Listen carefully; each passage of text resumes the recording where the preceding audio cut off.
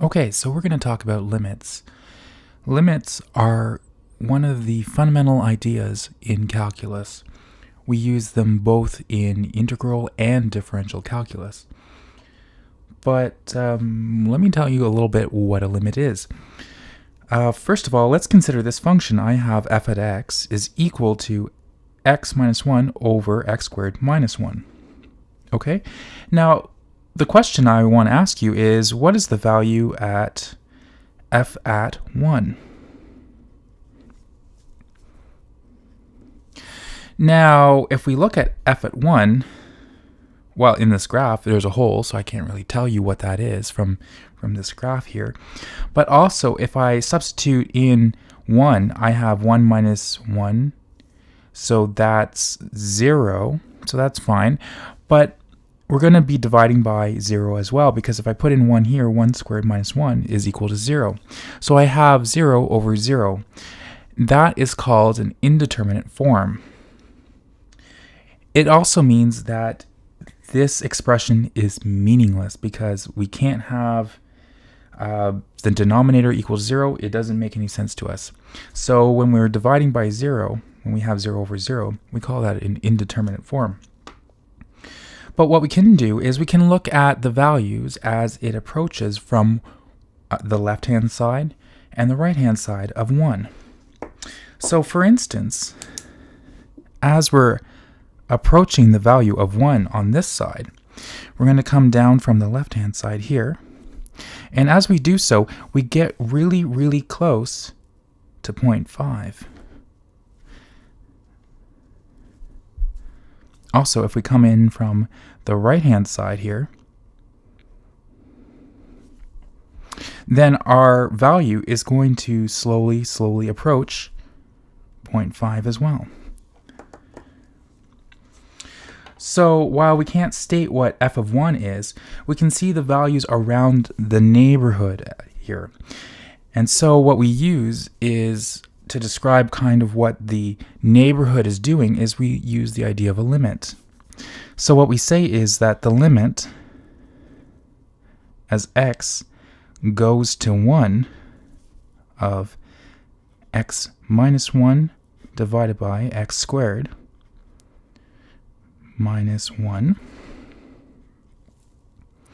Well, that limit, if we're approaching from either side, equals 0.5.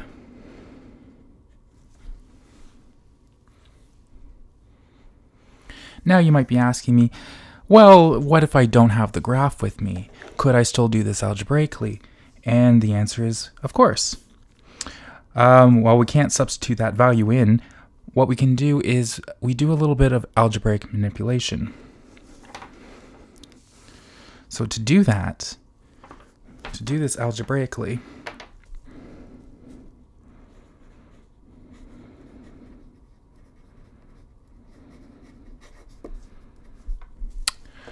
what we do is, okay, first we write down the limit again. So we have the limit as x goes to 1 of x minus 1 divided by x squared minus 1. Now what's special about this denominator is that it's a difference of squares. So I can actually write it equivalently as the limit as x goes to 1. I leave the top alone.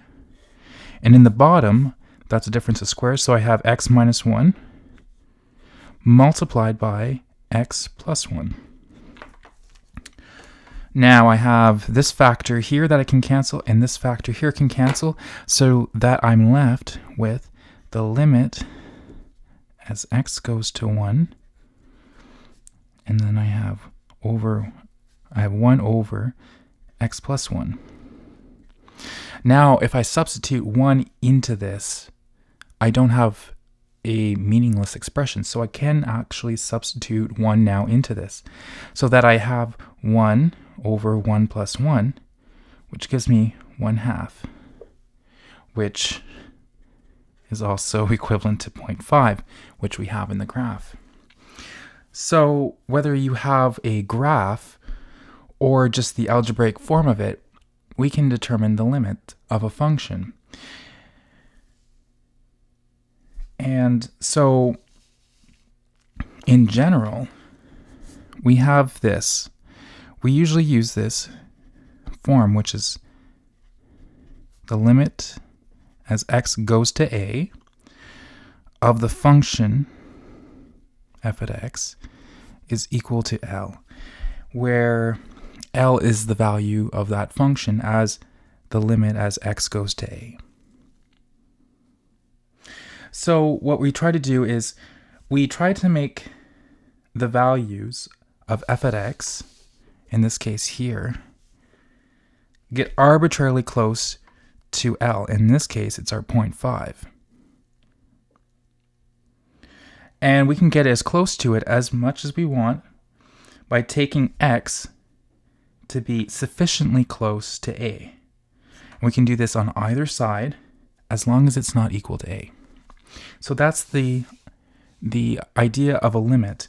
And it's very, very important in calculus because we use this idea of approaching things infinitely close in two applications,